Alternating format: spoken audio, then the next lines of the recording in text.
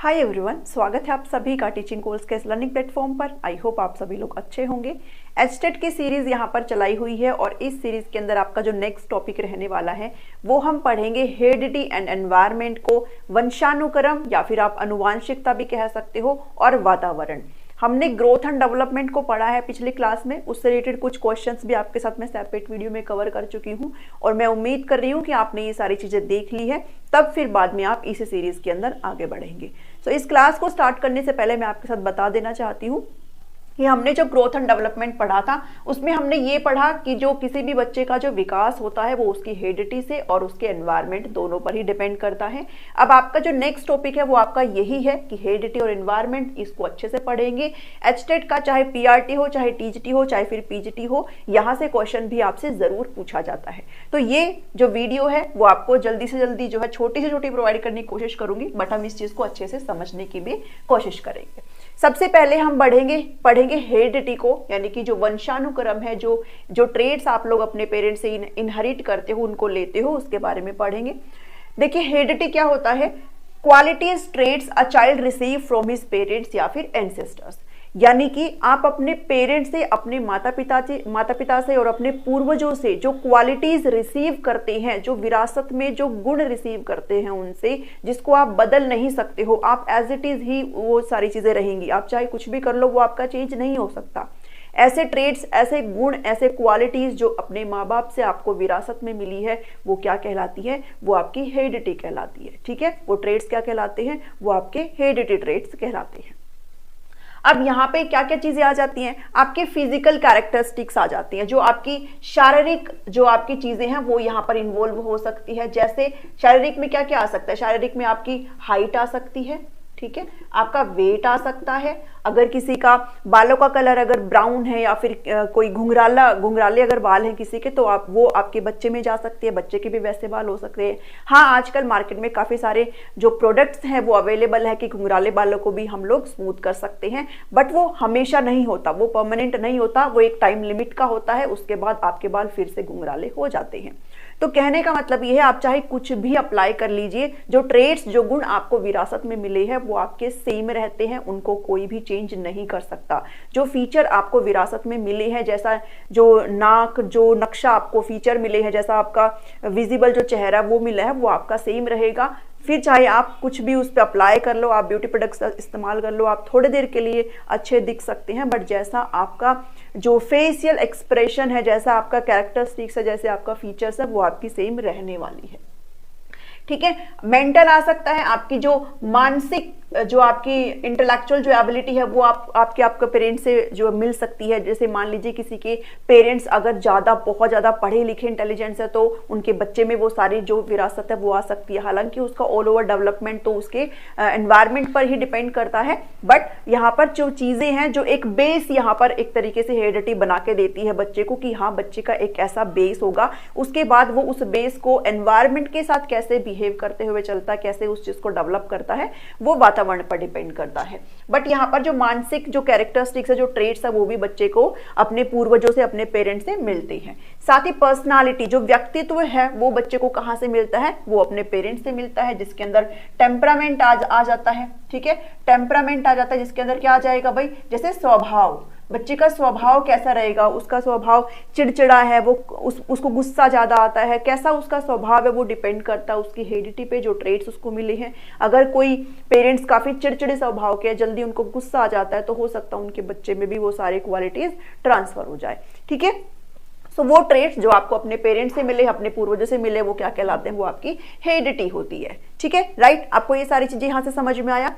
अब देखिए हेरिडिटी क्या है। हेरिडिटी आपका क्या करती है? एक तरीके से ना आपको बेस बना करके देती है। आपको क्या प्रोवाइड करती है हेरिडिटी? बेस बना करके देती है। जब भी हम कोई घर बनाते हैं तो हम नीचे उसका जो नींव रखते हैं, वो हम थोड़ा सा जमीन खोद के उसकी नींव रखते हैं, ताकि ऊपर जो घर बने, जो हमारा जो महल बन रहा है, वो क्या करे? बहुत अच्छे से बन जाए। तो हेरिडिटी किसी भी बच्चे के जो डेवलपमेंट है उसका बेस, यानी कि उसका आधार प्रोवाइड करती है। ठीक है, उसका बेस प्रोवाइड करती है। जेनेटिक इन्फ्लुएंस होते हैं ये जो है एक तरीके तरीके से किससे रिलेट करती है, मैचुरेशन को बताती है। हेरिडिटी किसको बताती है, मैचुरेशन को, परिपक्वता को। बहुत बार मैंने आपके साथ ये चीजें डिस्कस करी है कि आपकी परिपक्वता किससे रिलेट करती है, आपकी हेरिडिटी से रिलेट करती है। ठीक है, आपकी मैच्योरिटी कौन बताती है, आपकी हेरिडिटी बताती है।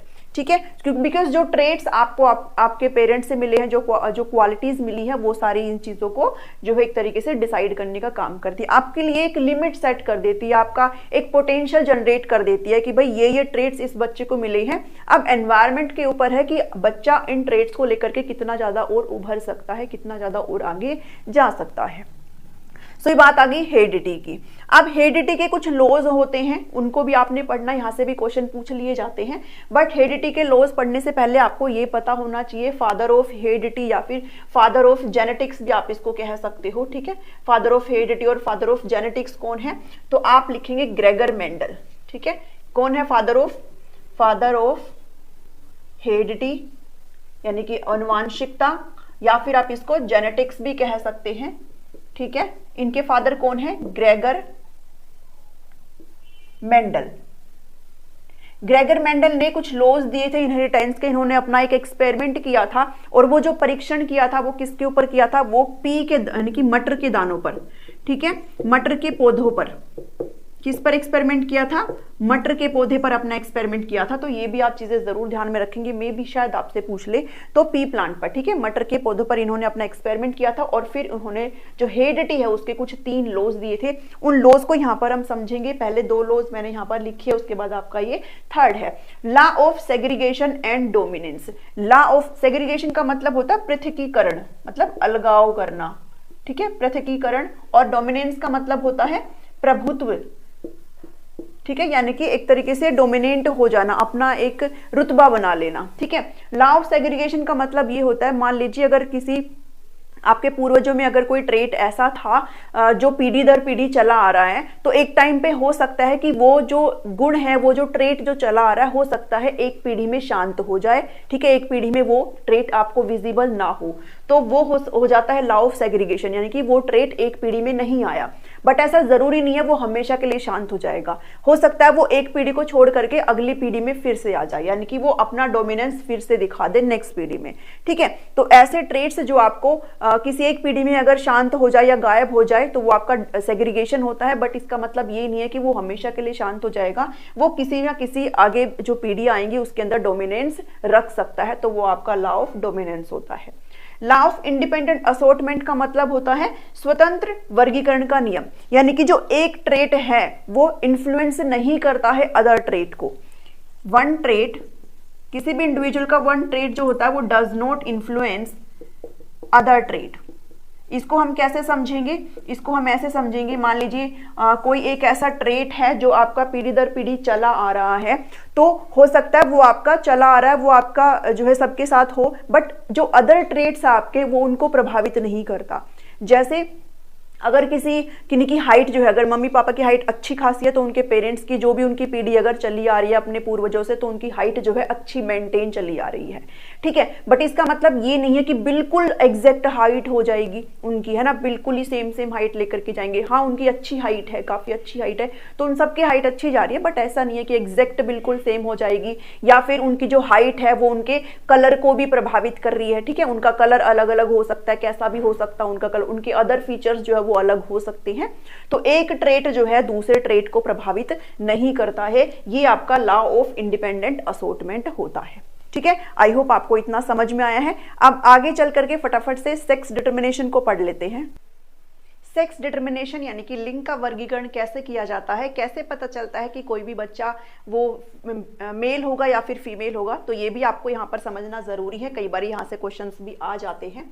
तो सेक्स डिटर्मिनेशन को समझने के लिए आपको पहले समझना होगा कि किसी भी इंडिविजुअल में जो क्रोमोसोम्स होते हैं, जो गुणसूत्र होते हैं, वो कितने होते हैं, वो 46 होते हैं। ठीक है, अब आप जो साइंस बैकग्राउंड के नहीं है शायद उनको थोड़ा कंफ्यूजन लगे, बट मैं इसको और भी क्लियर आपको करके अच्छे से समझा देती हूँ। जैसे क्रोमोसोम्स क्या होता है, अब आप इस चीज के बारे में बिल्कुल वरी हो जाएंगे ना कि क्रोमोसोम्स यानी कि गुणसूत्र क्या होते हैं। देखिए, आप सभी को पता है फर्टिलाइजेशन क्या होता है, ये मदर होती है। ठीक है, आप मेल बोल लो फीमेल बोल लो, ठीक है, ये फादर है, ये फादर है। यहां से जो मदर का जो एग है, ठीक है, एग और फादर से स्पर्म, ठीक है। स्पर्म को आप शुक्राणु कहते हैं और एग को अंडाणु बोला जाता है। क्या बोला जाता है? अंडाणु बोला जाता है। जब ये आपस में मीट करते हैं तो यहां पर क्या बनता है? यहां पर जाइगोट बनता है। ठीक है, जाइगोट को युग्मनज बोला जाता है। हिंदी में इनके अलग नाम भी हो सकते हैं। तो यहाँ पर क्या बनता है? एक जाइगोट बनता है। ठीक है, जाइगोट वो सिंगल सेल होती है। कोई भी जो ह्यूमन बीइंग है वो स्टार्टिंग उसकी सिंगल सेल से ही होती है। बाद में फिर जैसे जैसे बच्चा माँ के पेट में या फिर बाद में बड़ा होता है तो वो जो सेल है वो मल्टीप्लाई होती जाती है और ह्यूमन बॉडी मिलियंस और ट्रिलियंस सेल्स में कन्वर्ट हो जाती है। बट स्टार्टिंग पहले एक सिंगल सेल से ही होती है। ठीक है, अब इस चीज को हम समझेंगे।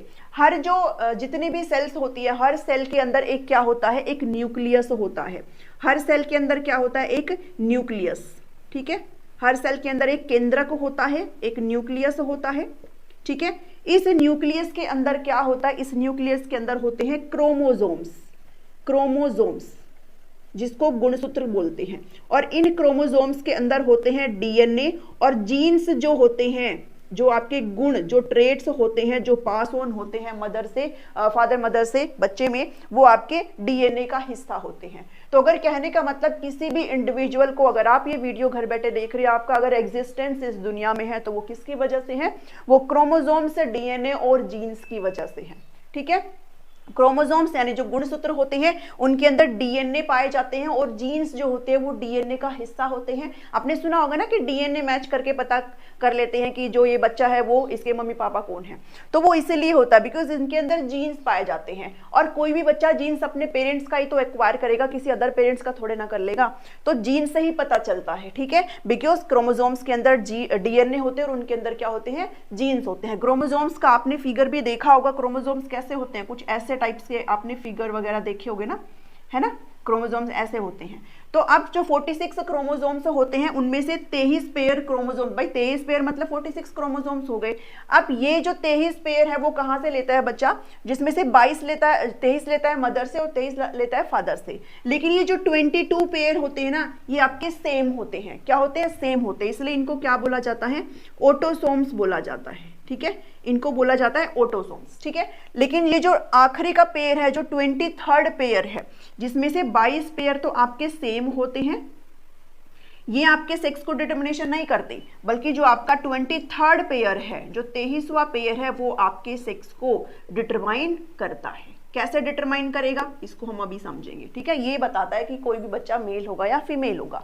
जैसे मान लीजिए मदर का जो क्रोमोसोम्स होता है, हमेशा ध्यान रखना XX होता है और फादर का क्रोमोसोम क्या होता है? X और Y क्रोमोसोम होता है। ठीक है, अब यहां से मान लो मदर से आ गया X क्रोमोसोम्स और यहां से अगर फादर का भी X आ गया तो फिर ये क्या बनेगी? ये बेबी गर्ल बनेगा। ठीक है, ये क्या पैदा होगी? बेबी गर्ल पैदा होगी। और अगर मदर से तो भाई XX है तो मतलब X ही आएगा मदर से। तो सो मदर से आया X क्रोमोसोम, अगर फादर से Y क्रोमोसोम आया फर्टिलाइजेशन के टाइम पे, तो फिर ये क्या पैदा होगा? एक बेबी बॉय पैदा होगा। ठीक है, तो ये अब यहाँ पर साइंटिफिकली ये बाद में प्रूव हुआ। पहले तो इस चीज को कहीं ना कहीं ऐसे कहा जाता था कि लड़की पैदा हो रही है तो मम्मी की वजह से पैदा हो रही है, बट जो लड़का लड़की है वो क्या पैदा होगा ये कंप्लीटली किस पर डिपेंड करता है? कंप्लीटली फादर पर डिपेंड करता है, बिकॉज क्रोमोसोम्स फादर के XY होते हैं। अगर लड़का है तो मतलब एक क्रोमोसोम्स Y है और Y क्रोमोसोम्स किसके होते हैं? फादर के ही होते हैं। मदर इसके लिए किसी भी चीज में रिस्पॉन्सिबल नहीं होती। मदर के पास सिर्फ XX क्रोमोसोम्स होते हैं, वो तो अपने X क्रोमोसोम दे सकती है। अब डिपेंड करता है वो एक X क्रोमोसोम फादर के X के साथ हिट करता है या फिर Y के साथ हिट करता है। तो अगर XX होगा तो गर्ल होगी और XY होगा तो बॉय होगा। ठीक है, बेबी बॉय पैदा होगा। इतना आपको यहां से समझ में आया। नेक्स्ट जो बात करेंगे वो टाइप ऑफ ट्विंस के बारे में बात करेंगे, यानी कि जुड़वा जो है उनके प्रकार के बारे में बात करेंगे, बिकॉज यहाँ से भी क्वेश्चन आपके कई बार पूछ लिए जाते हैं। इसके अंदर हम बात करेंगे आइडेंटिकल ट्विंस और फ्रेटर्नल ट्विंस के बारे में। आइडेंटिकल मतलब कि आपको सभी को पता होगा सेम टू सेम, जिनके फीचर्स बिल्कुल सेम टू सेम होते हैं, जो बिल्कुल दिखते सेम टू सेम है। ठीक है, वो आपके आइडेंटिकल होते हैं, जिनको समान जुड़वा भी बोलते हैं और समरूप जुड़वा भी इनको कहते हैं। फ्रेटर्नल ट्विंस यानी कि आपके सहोदर जुड़वा या फिर जो गैर समान होते हैं, यानी यानी कि आपने देखा होगा ना कि कोई जो दो बच्चे पैदा होते हैं इकट्ठे, लेकिन उनकी जो शक्ल है वो मिलती नहीं है, उनके फीचर्स मिलते नहीं है, तो वो आपके कौन से होते हैं, वो आपके फ्रेटर्नल ट्विंस होते हैं। ये ट्विंस ऐसे होते हैं जो मोनोजाइगोटिक होते हैं। जाइगोट का मतलब क्या, भ्रूण जो बन रहा है वो, ठीक है, यानी कि उसके अंदर एक भ्रूण से दो बच्चे बन रहे हैं, ठीक है। एक जाइगोट से कितने बच्चे बन रहे हैं, दो बच्चे बन रहे हैं, और इसके अंदर जो जाइगोट है वो आपके दो ही है। तो यहाँ पर आगे जो प्रोसेस है उनको समझेंगे।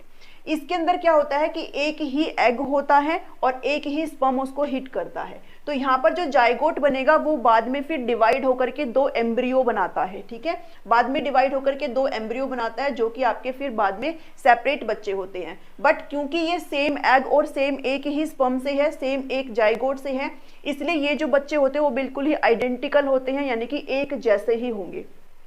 कहने का मतलब ये है कि अगर ये बच्चा गर्ल हुआ तो ये भी क्या होगी, गर्ल ही होगी। अगर ये बच्चा बॉय है तो ये भी क्या होगा, ये भी बॉय ही होगा, ठीक है। यानी कि इनके सब कुछ सेम होगा, इनका फीचर्स, इनका सब कुछ सेम होगा, बिल्कुल एग्जैक्ट दिखते हैं, एक जैसे ये दिखते हैं। तो ये कैसे बच्चे होते हैं, ये आपके बिल्कुल समान जुड़वा बच्चे होते हैं, जो कि एक ही जाइगोट से जो डिवाइड होते हैं बाद में, ठीक है, सेपरेट होते हैं, इनके दो एम्ब्रियो बनते हैं, ठीक है। इनको एक समान जुड़वा समरूप, या फिर इसको कई बारी जैसे मोनोजाइगोटिक है ना, तो एक युग्मनज भी इनको बोल देते हैं, ठीक है, एक युग्मनज। तो हिंदी में इनके बहुत सारे नाम होते हैं, इनको एक युग्मनज भी बोल देते हैं।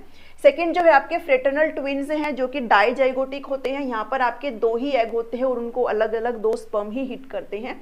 तो इनका जो जाइगोट बनते हैं वो भी आपके क्या, सेपरेट होते हैं। और सेपरेट अगर जाइगोट है तो यहाँ से जो बेबीज होंगे वो आपके डिफरेंट भी हो सकते हैं, ठीक है। ये बॉय भी हो सकते, ये एक बॉय एक गर्ल हो सकता है, ठीक है, दोनों बॉय भी हो सकते हैं, दोनों गर्ल भी हो सकती है, एक बॉय और एक गर्ल भी हो सकता है। बस डिफरेंस ये होगा इनके बीच में कि ये जो है बिल्कुल भी लुकिंग में सेम नहीं होते, यानी कि इनका जो फिजिकल अपीयरेंस है वो सेम नहीं होता। आइडेंटिकल में बिल्कुल आइडेंटिटी इनकी मैच होती है, और फ्रेटर्नल जो ट्विंस होते हैं वो बिल्कुल भी दिखने में सेम नहीं होते, क्योंकि वो उनके जो जाइगोट है वो सेपरेट है, ठीक है, वो सेपरेट जो है एक तरीके से, ये एक अंडा उसको एक स्पर्म ने हिट किया है और ये एक अंडा उसको दूसरे स्पर्म ने यहाँ पर हिट किया है।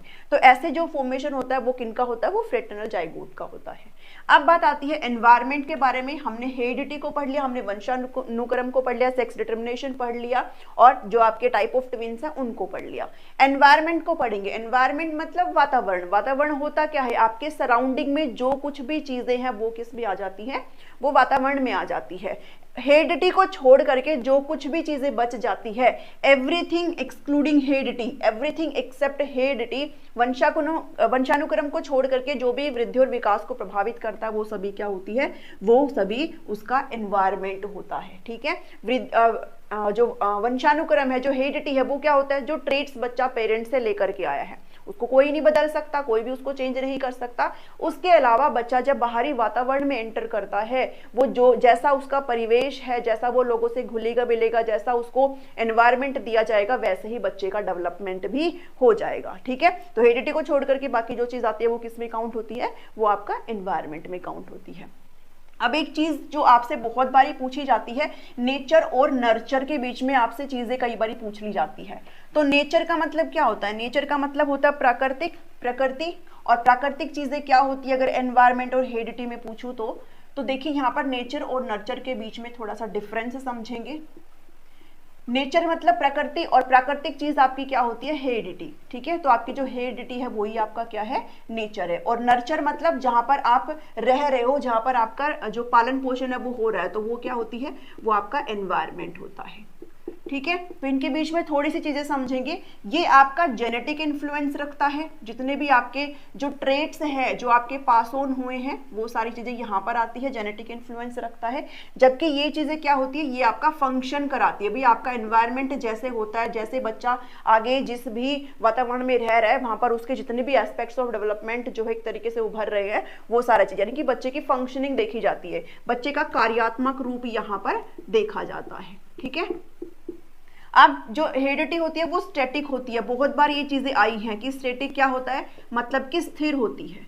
जो अनुवांशिकता है वो क्या होती है, स्थिर होती है, आप इसको चेंज नहीं कर सकते हो, you can not change it, ठीक है, आप कुछ भी कर लीजिए, आप कुछ भी चीज अप्लाई कर लीजिए, बट ये कभी भी नहीं बदल सकती है। जबकि एनवायरमेंट कैसा होता है, डायनेमिक होता है, ठीक है, डायनेमिक मतलब गतिशील होता है। गतिशील कैसे होता है, बच्चे को आप जिस भी पर्टिकुलर एनवायरमेंट में रखेंगे बच्चा उसके अकॉर्डिंग ही ढल जाता है। अगर बच्चे का एनवायरमेंट बहुत ही तनाव भरा है तो बच्चे का डेवलपमेंट पे असर पड़ेगा। अगर बच्चे का जो एनवायरमेंट है वो बहुत ही शांत है, खुशनुमा है, थोड़ा पढ़ने लिखने वाला है, तो बच्चे का जो डेवलपमेंट है वो भी उसी के अकॉर्डिंग ही होता है। तो ये आपका डायनेमिक होता है, जबकि नेचर जो है वो आपका कैसा होता है, स्टैटिक होता है, आप इसको बदल नहीं सकते हो। जैसे ट्रेड्स आपको पेरेंट्स से मिले हैं, आप उनमें कोई भी चेंज नहीं कर सकते हो, ठीक है। उसके बाद क्या है, ये पोटेंशियल बताता है, यानी कि ये क्षमता को डिसाइड कर देता है, ये सेट कर देता है कि बच्चे का ये पोटेंशियल हो सकता है, कि बच्चे ने ये ट्रेड्स अपने पेरेंट्स से लिए हैं, पेरेंट्स के अंदर ये कैपेबिलिटीज थी, तो बच्चे के अंदर ये सारी चीजें ट्रांसफर हुई है, बच्चे का एक पोटेंशियल ये सेट कर देता है।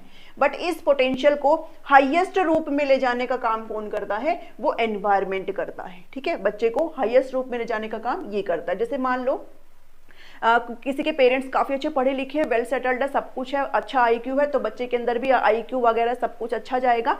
बट यहाँ पर मान लो बच्चे का आईक्यू काफी अच्छा है, बच्चे का आईक्यू है नॉर्मल कितना होता है, 90 होता है, उससे ज्यादा है, काफी अच्छा, 120 लगा लो, 110 लगा लो, काफी अच्छा आईक्यू है बच्चे का। बट बच्चे को वो एनवायरमेंट नहीं मिला, बच्चे को वही तनावग्रस्त वाला एनवायरमेंट, वो पढ़ने लिखने वाला वो एक कंडीशन उसको अच्छी नहीं मिली, तो फिर क्या होगा, वो जो आईक्यू उसने 120 आईक्यू पाया है, क्या उसका कोई फायदा है, उसका कोई भी फायदा नहीं है। तो ये जो है पोटेंशियल लिमिट सेट कर देता है कि बच्चा इस हद तक जा सकता है। बट बच्चा जाएगा किसके थ्रू, बच्चा किसके थ्रू जो है लर्निंग करेगा, वो उसके एनवायरमेंट पर जो है डिपेंड करता है, उसका नर्चर क्या है उस पर डिपेंड करता है। उसको अगर वो अच्छा पोषण मिल रहा है, उसको वो अच्छी कंडीशनिंग मिल रही है, तो ही बच्चा फिर उसको एक मैक्सिमम हाइट तक अटेन कर सकता है उस पोटेंशियल को, ठीक है। तो ये डिफरेंस है किसके बीच में, नेचर और नर्चर के बीच में। अब एक जो है इक्वेशन है जिसको हम पढ़ेंगे, इस इक्वेशन को भी आपने समझना बहुत जरूरी है, जिसको वुडवर्थ ने दिया था। किसने दिया था, वुडवर्थ ने दिया था। और इस चीज को हम पहले भी डिस्कस करके आए हैं कि जो डेवलपमेंट होता है, जो विकास होता है, वो किसका ज्वाइंट प्रोडक्ट होता है, वो हेरिडिटी का और एनवायरमेंट का।